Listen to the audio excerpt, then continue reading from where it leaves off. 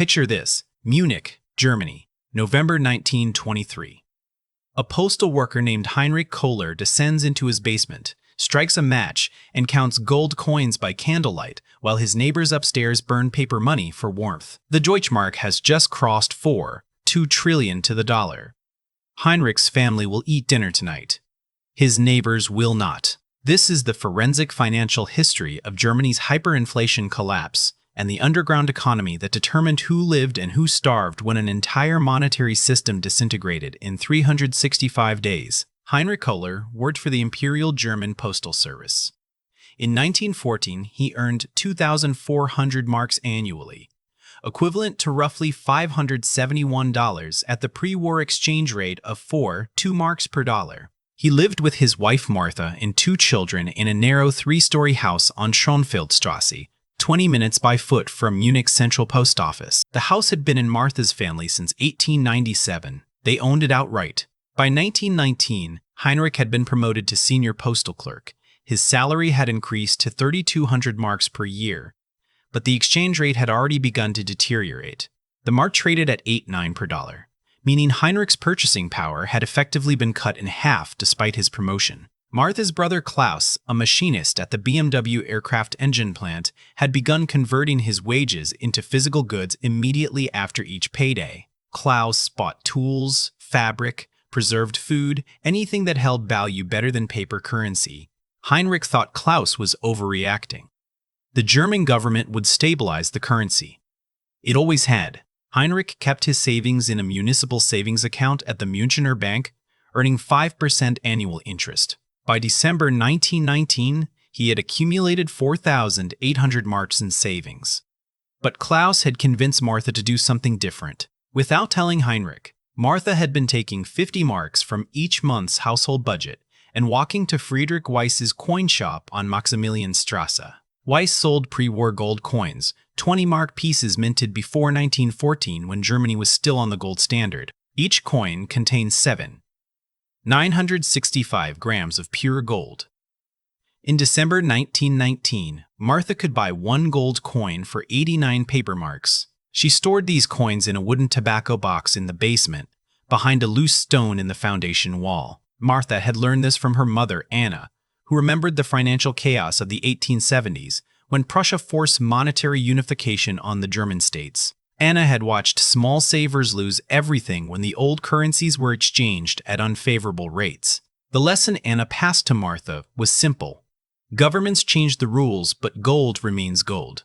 By early 1922, the cracks in the German monetary system had widened into chasms. The Weimar Republic was printing money to pay war reparations demanded by the Treaty of Versailles. The government owed 122 billion gold marks to the Allied powers, payable over 30 years. This was roughly 3 times Germany's entire pre-war GDP. Finance Minister Matthias Erzberger's strategy was to print marks, exchange them for foreign currency, and transfer gold to London and Paris. The mathematics were brutal. In January 1922, the exchange rate hit 191 marks per dollar. Heinrich's municipal savings account now contained 6,400 marks, but its dollar equivalent had fallen from $1,143 in 1919 to just $33.50. Heinrich watched his life savings evaporate while still earning interest. Martha, meanwhile, had accumulated 47 gold coins. She had paid an average of 180 paper marks per coin over 2 years. The coins sat in the basement, unchanging, while the paper currency system collapsed above them. What nobody expected was how quickly the acceleration would come. In June 1922, Foreign Minister Walther Rathenau was assassinated by right-wing extremists who blamed him for the reparations policy. International confidence in German stability collapsed overnight. Currency speculators began shorting the mark on international exchanges. By December 1922, the rate hit 7,400 marks per dollar. The Weimar government faced an impossible choice: stop printing money and default on reparations, triggering military occupation by France and Belgium, or continue printing and destroy the domestic economy. They chose to print. Reichsbank President Rudolf Havenstein ordered new printing presses installed in the basement of the central bank. By early 1923, they were running 24 hours a day. The real acceleration began in January 1923 when French and Belgian troops occupied the Ruhr Valley, Germany's industrial heartland, to force reparations payments. The German government called for passive resistance, meaning they would pay striking workers while producing nothing. This required printing even more money to pay wages for zero productivity. Heinrich watched the transformation daily at the post office. In February 1923, a standard letter required a 100 marks stamp. By June, the same letter cost 10,000 marks. The Postal Service reprinted rate cards weekly, then daily. By August, Heinrich's colleagues were calculating postage with slide rules because the numbers changed faster than they could print new rate charts. Martha's routine had adapted to the new reality. Every morning she walked to 3 different shops: the baker, the butcher, and the grocer. She carried her husband's daily wages in a canvas bag because the denominations required for basic purchases no longer fit in a wallet. At the baker, she watched the proprietor, Hermann Lang, change his prices between morning and afternoon customers. A loaf of bread that cost 15,000 marks at 9 a.m. cost 18,000 marks at 2 p.m. Lang explained to his customers that his flour suppliers were demanding payment in advance because they could not afford to hold marks overnight. The numbers tell a different story about who survived this period and who didn't. Heinrich's neighbor, Franz Müller, was a clerk at the Bavarian State Bank. Franz had access to financial information that ordinary citizens did not. He knew the government's printing schedules, the reparations payment dates, the foreign exchange reserve levels. Franz used this information to time his currency conversions perfectly. Franz would hold marks for exactly the number of days required to receive his salary, then immediately convert to Swiss francs through the bank's foreign exchange desk. But Franz made one critical error. He assumed his privileged access to information would continue. In September 1923, the Bavarian government imposed foreign exchange controls. Bank employees were forbidden from conducting personal foreign currency transactions. Franz's Swiss franc account was frozen pending investigation of potential insider trading. Franz had been too clever for his own survival. Heinrich, meanwhile, had discovered Martha's gold coins in August 1923. Instead of anger, he felt relief. By this point, his municipal savings account contained 847,000 marks, worth approximately $2.14 at the current exchange rate. 8 years of postal service salary had been reduced to the price of a single cigarette. Martha had 47 coins containing 374.95 grams of pure gold. At the international gold price of $20.67 per ounce, her basement collection was worth $249.32. More importantly, the coins held their purchasing power in the German domestic market. Local merchants had begun accepting gold coins at floating rates based on the daily gold price published in Swiss newspapers. But here's where it gets worse. The autumn of 1923 brought the final phase of the hyperinflation. The government introduced a new tax, the Goldkernsteuer, a levy on all payments made in gold or foreign currency. Citizens were required to report gold transactions to local tax offices within 48 hours. The penalty for non-compliance was confiscation of all precious metals and a fine equal to 10 times the unreported amount. Heinrich and Martha faced the same choice confronting every German family: comply with the reporting requirements and risk confiscation, or operate in the underground economy and risk criminal prosecution. They chose the underground. Martha developed a barter network centered around 5 other families in their neighborhood. Klaus, her brother, contributed mechanical repair services. The Hoffmann family, who owned a small farm outside Munich, contributed vegetables and milk. The Weber family contributed leather goods from their cobbler shop. Martha contributed gold coins as the medium of exchange that made complex multi-party trades possible. The network operated on a credit system. Martha would loan a gold coin to Klaus, who would pay it to the Hoffmann family for vegetables, who would loan it to the Weber family for shoes, who would return it to Martha along with a leather handbag. No money legally changed hands. The gold coin served as a unit of account and store of value, but all transactions were structured as temporary loans to avoid the reporting requirements. By November 1923, this shadow economy had become more reliable than the official banking system. The Münchener Bank, where Heinrich kept his savings, had begun rationing withdrawals. Customers could withdraw no more than 50 million marks per day, regardless of their account balance. Since 50 million marks would buy approximately one-third of a loaf of bread, this effectively meant that bank deposits were frozen. The final numbers are staggering in their scope. On November 20, 1923, the exchange rate reached 4.2 trillion marks per dollar. The mark had lost 99.9999999% of its 1914 value. A loaf of bread cost 428 billion marks. A single egg cost 80 billion marks. The daily wages of a postal worker like Heinrich would not buy a single sheet of postage stamps. Heinrich's municipal savings account, which had contained the equivalent of $1,148 in 1919, was now worth approximately 0.115 cents in dollar terms. His life savings could not buy a grain of salt. Martha's 47 gold coins, however, had maintained their purchasing power throughout the collapse. The international gold price had actually increased during the hyperinflation period, rising from $20.67 per ounce in 1922 to $20.78 per ounce in November 1923. More importantly, the domestic purchasing power of gold had increased dramatically as Germans desperately sought alternatives to paper currency. In November 1923, Martha could trade one 20-mark gold coin for 60 loaves of bread on the black market. The same coin would have bought 4 loaves in 1914. The hyperinflation had actually increased the domestic purchasing power of Martha's gold hoard by a factor of 15. And this is where the real damage began to the social fabric of German society. The hyperinflation had created a massive wealth transfer from savers to holders of real assets. Heinrich and Martha's neighbors fell into distinct categories of winners and losers based entirely on the form in which they had stored their wealth during the collapse. The Kohler family survived comfortably throughout the worst period of the hyperinflation. Martha's gold coins provided a stable medium of exchange for essential goods. Heinrich continued working at the post office, not for his worthless salary, but because postal workers received supplemental payments in coal and food rations that could be traded in the barter economy. Franz Müller, the bank clerk who had been too clever with his foreign exchange trading, was less fortunate. His Swiss franc account remained frozen through December 1923. His mark-denominated savings were worthless. Franz had no real assets, no barter network, no alternative stores of value. Franz's family survived on charity from relatives in Switzerland who mailed packages of food through the postal system. The Hoffmann farming family prospered during the hyperinflation.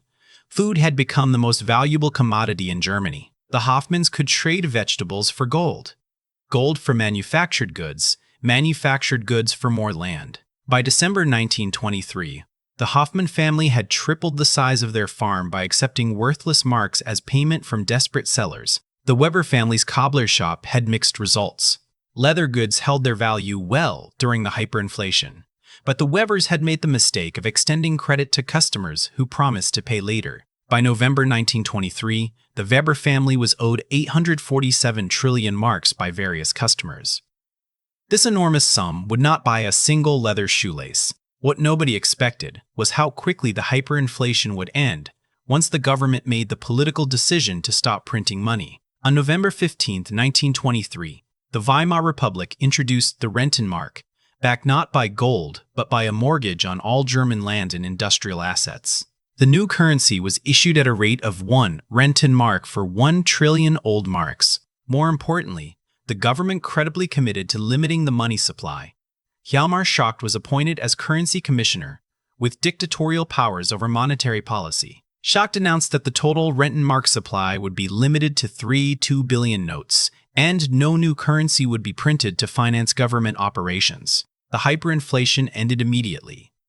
By December 1923, prices had stabilized in Rentenmark terms. The exchange rate stabilized at 4.2 Rentenmarks per dollar, exactly the same as the 1914 gold mark parity. Germans began accepting paper currency again for the first time in 2 years.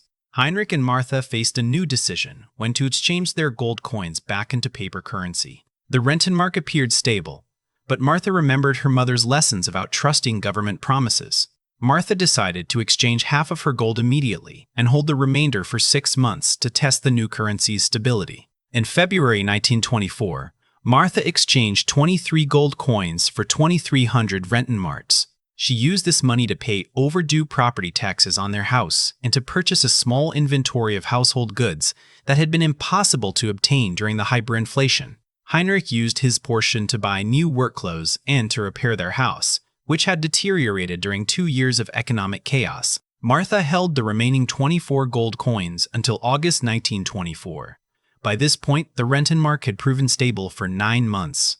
Prices were predictable, shops were fully stocked, and the barter economy was dissolving as people returned to using paper currency. Martha exchanged her final coins for 2,400 Rentenmarks and deposited the money in a new savings account at the Dresdner Bank. The aftermath revealed the true scope of the wealth transfer that had occurred during hyperinflation. The German government had effectively defaulted on all mark-denominated debt without formally declaring bankruptcy. Anyone who had loaned money to the government, to businesses, or to individuals in mark terms had lost everything. Anyone who had borrowed in mark terms had their debts wiped out. Heinrich's neighbor Franz Müller never financially recovered.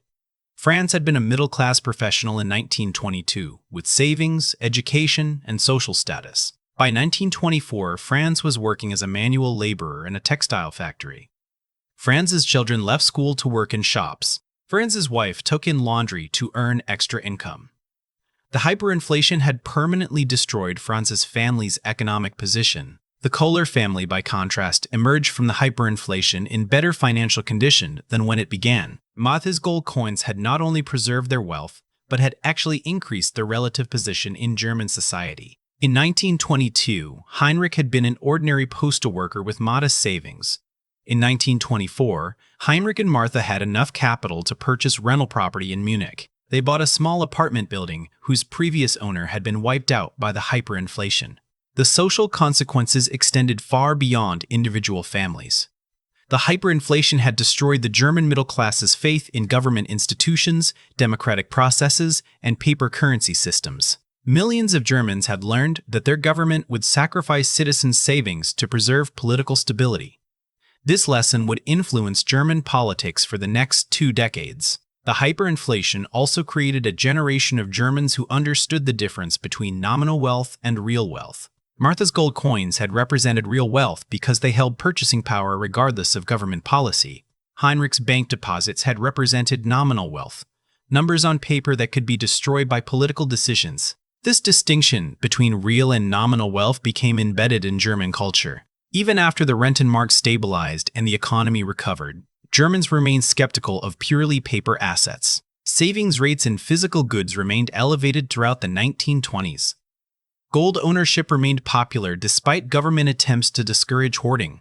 The lesson of 1923 was that governments could be trusted to preserve political power, but not to preserve citizens' purchasing power. The hyperinflation also demonstrated the importance of network effects in survival during financial collapse. Martha's barter network had been more valuable than her gold coins alone. The network provided access to essential goods and services when the monetary system failed. Families who had isolated themselves or who lacked social connections suffered more severely than families who had maintained community relationships.